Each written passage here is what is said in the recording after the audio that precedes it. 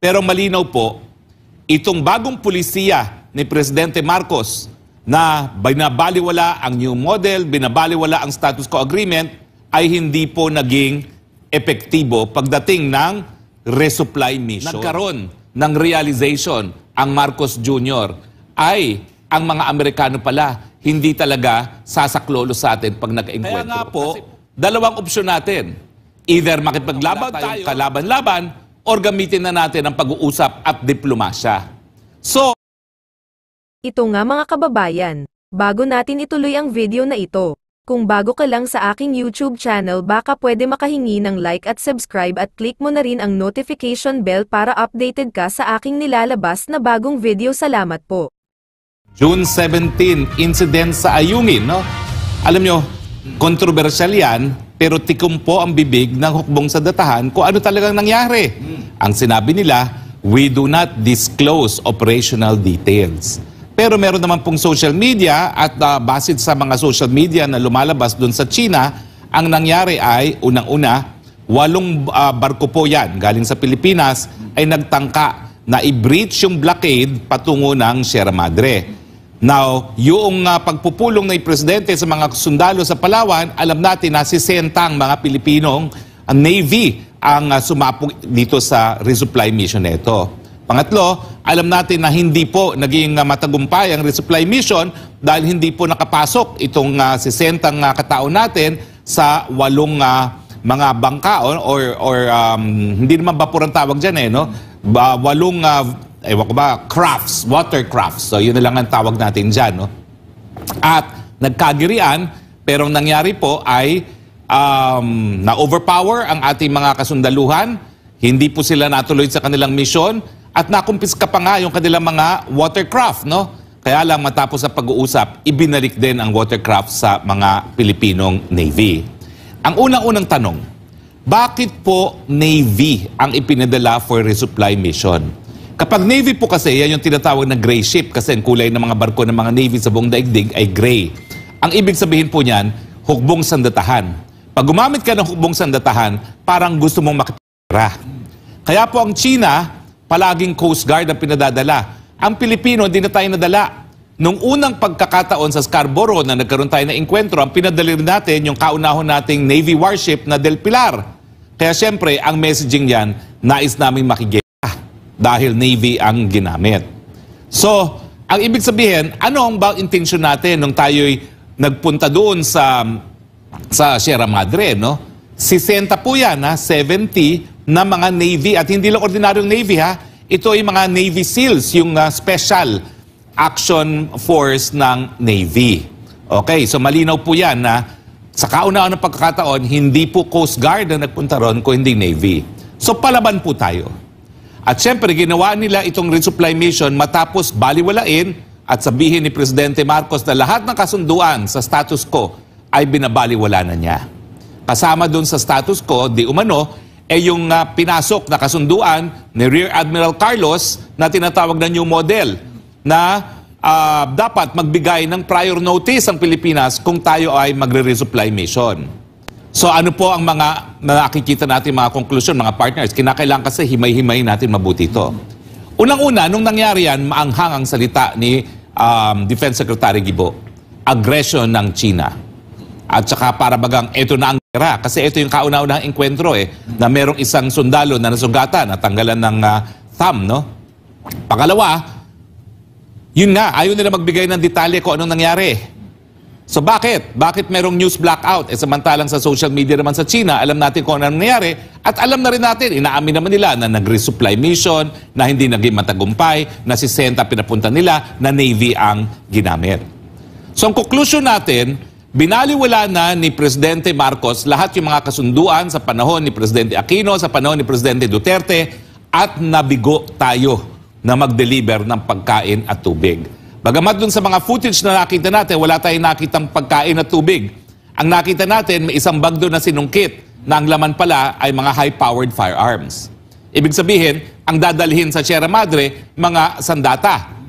Pero sa akin, okay yon kasi Navy naman yung naka-station doon sa Sierra Madre. Navy ship naman yon. Pero ito yung sinasabi ng China rin na dapat ang dadalhin mo pagkain at tubig. Doon sa video, doon sa 8 water vessels natin, wala akong nakitang pagkain. Although kay iba may nakita, no? So hindi ko alam talaga kung anong dadali nila doon.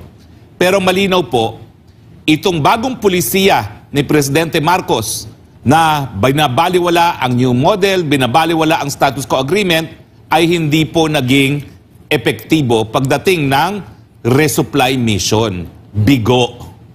Ibig sabihin, okay mangarap, pero hindi po pwede na lahat ng pangarap magkakaroon ng katuparan sa totoong buhay. Ito po yung sinasabi ni dating Presidente Duterte. Sige, gawin mo ang lahat ng gawin mo. Ikaw na ngayon ang Presidente. Ayaw mo sa status quo agreement, gawin mo ang lahat ng gawin mo. Sabi pa nga ni Presidente, kung gusto mo, i-repair mo ang Sierra Madre. Kung gusto mo, magtayo ka ng artificial island dyan. Pero ang tanong, sa realidad, dito sa mundong ito, sa mundo ng mga nag-iisip at mga nasa tamang pag-iisip, ikaw ba'y magiging matagumpay? Ang kasagutan po ng June 17, kung ang ninanais natin ay gawin natin ang gusto natin gawin, ang realidad, wala po tayong lakas para tumayo sa China. Hindi po ako defeatista dahil ang Presidente Marcos naman po, Junior, ay malakas ang loob dahil meron ngang Mutual Defense Treaty. Nung nangyari po ito, ang mga napapabalita pa, meron naman pong US Naval Ship 32 kilometers away lamang. So pwedeng sumaklolo po ang mga Amerikano. Pero natural, hindi na naman sila sumaklolo. Bakit? Kasi nga po, sa mulat-mula, dahil sila ay binili ang Pilipinas sa Espanya sa pamamagitan ng Treaty of Paris, nasa labas po ng Treaty of Paris boundary ang Scarborough, nasa labas po ng Treaty of Paris boundary ang Spratlys at ang buong Kalayaan Group of Islands. Kaya ang sabi ni si Henry Kissinger at ni Hillary Clinton, hindi sila naniniwala sa titulo ng Pilipinas sa mga pinag-aagawang isla. At bukod pa dyan, ang palagi nilang sinasabi, ang interes ng mga Amerikano ay kalayaan lamang ng paglalayag. So ang suma total, unang-una, nagkaroon ng realization ang Marcos Jr. ay ang mga Amerikano pala hindi talaga sasaklolo sa atin pag nag-enkwentro. Kasi po ito, sa ayaw natin at gustong aminin, enkwentro po ito. Sinumbukan din natin kung sasaklolo mga Amerikano, hindi po sumaklolo. Bagamat, pansinin niyo po ha, ang unang-una nagkondena dito sa insidente ito, nauna pa kay Secretary Gibo Teodoro, ay yung ambassador ng Amerika sa Pilipinas. Alam na alam niya mga pangyayari. Siguro nakikita nila sa drones kung ano nangyari. Pero para bagang Amerika pa yung nag-involve dito sa mission nito dahil siya yung unang-unang nagsalita sa pagkondena rito. Kung makikita niyo po yung sinusungkit na yon, yun po yung sungkit na isang bag na ang laman ay mga barel. Hindi po natin minamasama yan kasi mga Navy naman sila, natural, dapat meron silang armas. No? Pero yun nga po, matapos po itong insidenteng ito, nagkaroon ng press conference si Executive Secretary Bersamin.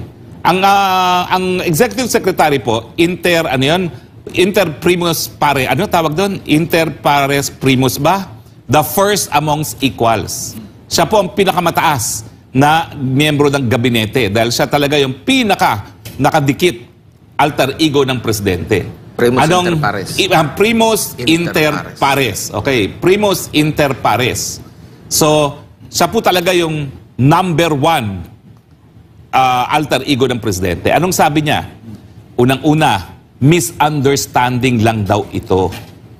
Pangalawa, bagamat ayaw nila doon sa prior notification, ngayon daw, ipapublish pa nila sa mga pahayagan ang notification na tayo magkakaroon ng resupply mission. Pangatlo, hindi pa raw po ito armed attack for the purpose of invoking the Mutual Defense Treaty. Ibig sabihin, hindi natin gagamitin ng MDT, hindi natin papapasukin ang mga Amerikano. Okay na po sana yung sinabi ni ES eh. Bakit po? Ang nangyari dun sa June 17 incident, humbling experience. Na-realize natin, uy, wala pala tayong laban talaga sa China at hindi pala talaga sasaklolo mga Amerikano. So kailangan i-tone down natin ang hostilities. So magkaroon ng de-escalation of tension. Yan po ang intensyon ni ES nung siya nagsalita. At sang-ayon po ako dyan. Dahil yan naman po ang sinasabi natin sa mulat-mula. Hindi po pwede na tayo ay magtatapang-tapangan samantalang wala naman tayong sapat na lakas para manalo kung tayo makipagputukan sa China. Wala pong Pilipino na papayag na ang teritoryo natin ay maagaw ng iba. Kaya nga po, dalawang opsyon natin. Either makipaglaban tayo sa giyera na wala tayong kalaban-laban or gamitin na natin ang pag-uusap at diplomasya. So, nung nagsalita si ES, actually, nagalak ako. Kasi bagamat lahat tayo natatakot na kinakaladkad na talaga tayo sa giyera, at least ito ay pinakamalakas na mensahe na hindi po tayo mag-escalate. Hindi tayo papayag na talagang dire-diretso na ito sa giyera. Pero, kinontra naman ng spokesperson ng Coast Guard na si Tariela. Unang-una, hindi naman operasyon niya ng Coast Guard. Bakit siya naghihimasok? Meron namang ibang spokesperson ng Navy, di ba? Hindi naman siya. Ang sabi niya, yan ay for approval of the President. Pwede ba yun? Na ang isang spokesperson ng Coast Guard, sasulungatin ang naging official declaration ng Primus Inter Pares na Executive Secretary Bersamin na dati pang Chief Justice? Mas magaling pa ba ang spokesperson ng Coast Guard kesa doon sa Primus